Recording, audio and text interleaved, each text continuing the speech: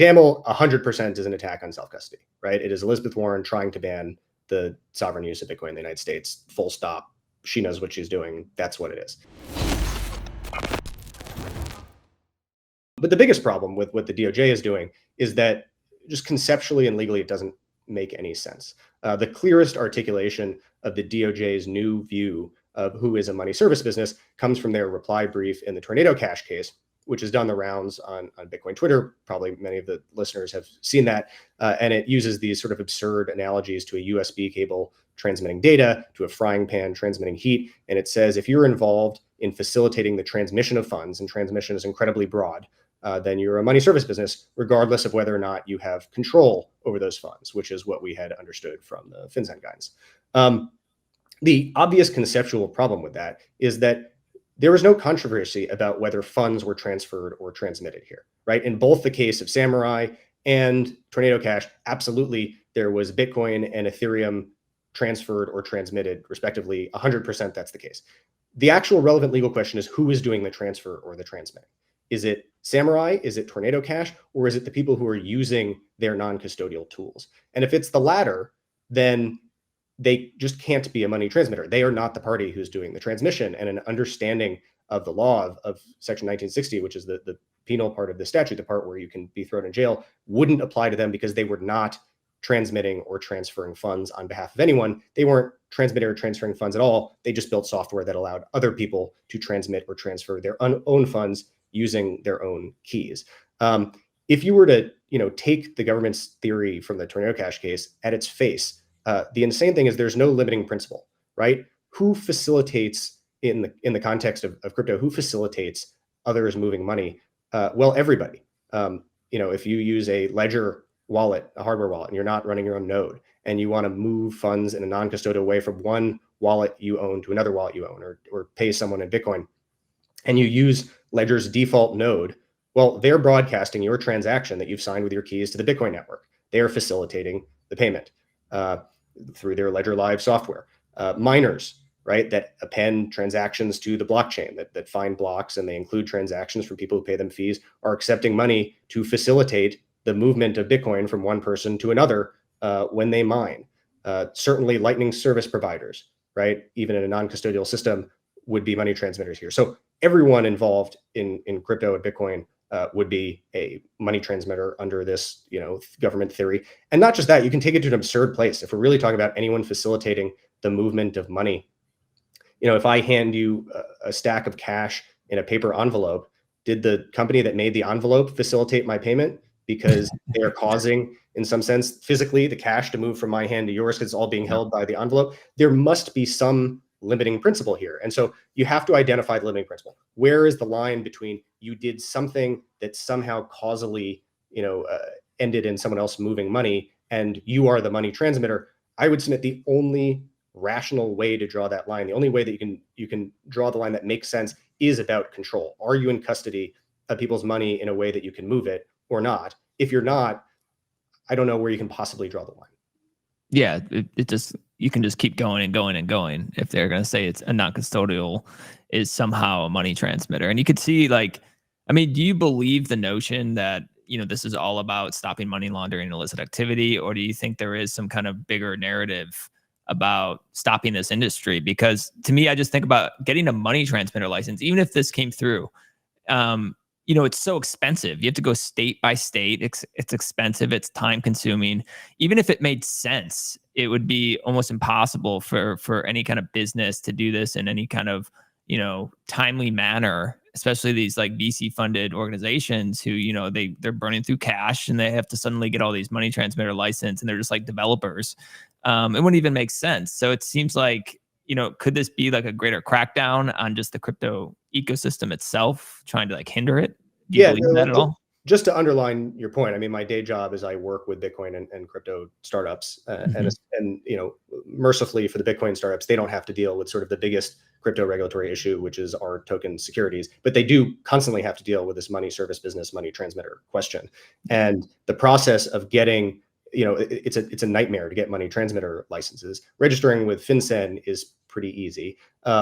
Getting state by state licenses at a minimum is going to take you 6 months to a year, generally costs $1 to $2 million. There are some services where maybe you can get it done for 500K, but that's not going to work for a pre-seed startup. And for lots of tools, even if you had the money, it's just not possible or practical to then be compliant, right? If you run, if you're CoinKite and you create Cold Card, which is now facilitating the movement of Bitcoin by allowing you to, more efficiently put a signed transaction on a micro SD and then you put in your computer to broadcast it. Cold Card can't KYC everyone who used that tool. Even if they KYC'd all of their users, then someone else could just give the hardware wallet to someone else. And so it is both, for the business models that need to get these licenses, it's burdensome and doesn't work for startups. And then there are a lot of business models that just straight up are not possible if you have to be a money transmitter or money service business. So the stakes here are incredibly high, and this is incredibly important. Is there a sort of broader nefarious crackdown on Bitcoin and crypto? I don't think that's what's happening now. I mean, look, my background is I used to work in the Southern District of New York as a law clerk where these cases are. I also worked on the Second Circuit where these cases are likely to be appealed. I grew up in DC. I know a lot of folks who used to work and do work in government. And my sense is, first of all, there are absolutely some people in the US government who just straight up hate Bitcoin and crypto and are trying to kill it, right? Brad Sherman, Elizabeth Warren, you know who these people are, right? And Gary Gensler to some extent. I don't think that's what's happening with FinCEN or the DOJ right now. I think that this is more or less collateral damage. I think they don't understand and perhaps don't care about how important this technology is for financial freedom and just freedom in general. Part of the mission at BPI is to help educate lawmakers and policymakers on this topic. I think if you're in DC for a long time, if you're especially, Democrats in particular, have a view of the world where you trust the government and you trust institutions, and the feature of Bitcoin and crypto that it's something that's necessarily meant for the government not to be able to interfere in is sort of anathema to the way they see the world. And so when there are these clashes between, hey, we need to go after people that are committing money laundering, and genuine concerns about financial freedom, they're less concerned about the financial freedom half of the equation and more concerned about going and getting the people that are committing money laundering. I think that is different than an all-out assault to take down Bitcoin in the way that, like, I think if you're on the crypto side, like the SEC right now basically thinks that anyone issuing a token is breaking the law, and they're trying to more or less shut down like crypto in the United States. I don't think that's what's happening here with the DOJ cases and the FinCEN guidance. Well, it did remind me of Elizabeth Warren's Anti-Digital Money Laundering Act. Just some of the language in there about unhosted wallets, for example, and how that would apply as like a money transmitter and how silly that was. And there was some reactions it was like a chilling effect from some of these enforcement actions as well on the industry. Is this an attack on self-custody itself? And you saw Phoenix Wallet, for instance, get taken or voluntarily take themselves off the app stores in the United States. And some people said that was an overreaction on their part, but they felt compelled to do that in reaction to these enforcement actions. So do you think this carries over to self-custody? Do you think there's any kind of these cases could set precedent that would impact the ability for people to take self-custody in the United States? Yeah, first, I think we need to separate out DAML, the Elizabeth Warren draft bill, and these cases. DAML 100% is an attack on self-custody, right? It is Elizabeth Warren trying to ban the sovereign use of Bitcoin in the United States, full stop. She knows what she's doing. That's what it is.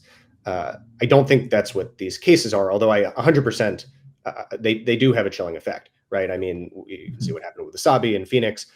My view is I think Phoenix in particular overreacted. I wish Wasabi would stay and fight as well, although I understand in their case why they did what they did, right?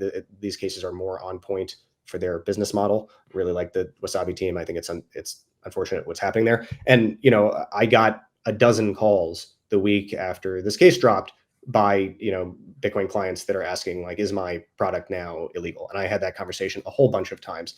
Look, my current view is that if you're truly a non-custodial product, and look, this is not individual legal advice to anyone that I don't represent, but more or less, I think the FinCEN guidance still stands. Absolutely, these DOJ cases run contrary to it. I think their legal theories are overbroad and ridiculous. I'm optimistic we'll be able to beat these back in court, and there will be initiatives that I'm sure will be announced soon to try and fight that battle as strongly as possible. It might be down the road that there will be more enforcement actions that are more of a direct threat to self custody, both building self custody tools and individual self custody wallet usage.